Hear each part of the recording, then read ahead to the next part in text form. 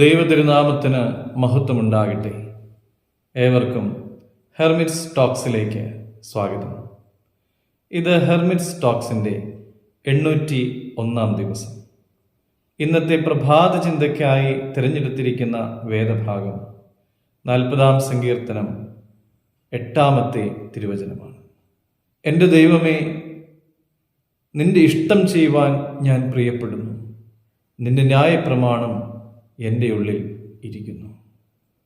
പ്രിയമുള്ളവരെ, നമുക്ക് ലഭിക്കുന്ന അവസരങ്ങളെ വിവേചിച്ചറിയുവാനായിട്ട് നമുക്ക് സാധിക്കാറുണ്ട്.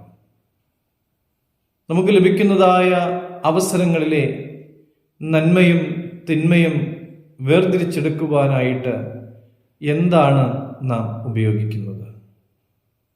ഒരിക്കൽ ഒരു കുടുംബത്തിൻ്റെ ഏക ആശ്രയമായ ഒരു യുവാവിന് തൻ്റെ ജോലി നഷ്ടമായി.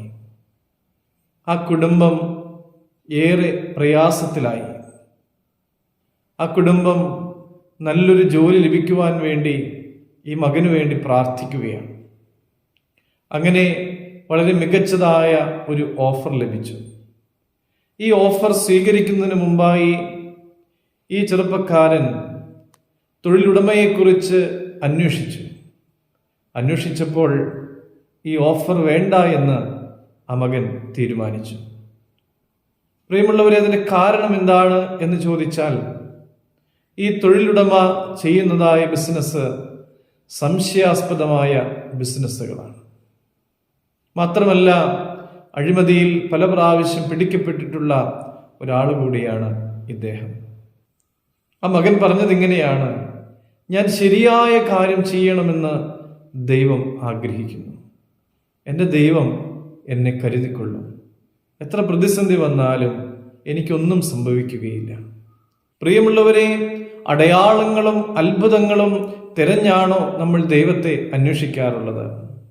നമുക്ക് ലഭിക്കുന്ന എല്ലാ അവസരങ്ങളിലെയും നന്മയും തിന്മയും വിവേചിച്ചറിയുവാനുള്ളതായ ജ്ഞാനത്തിനും വിവേകത്തിനുമായി ദൈവത്തിൻ്റെ സന്നിധിയിലേക്ക് അടുത്തു ചെല്ലുവാനായിട്ട് നമുക്ക് സാധിക്കണം.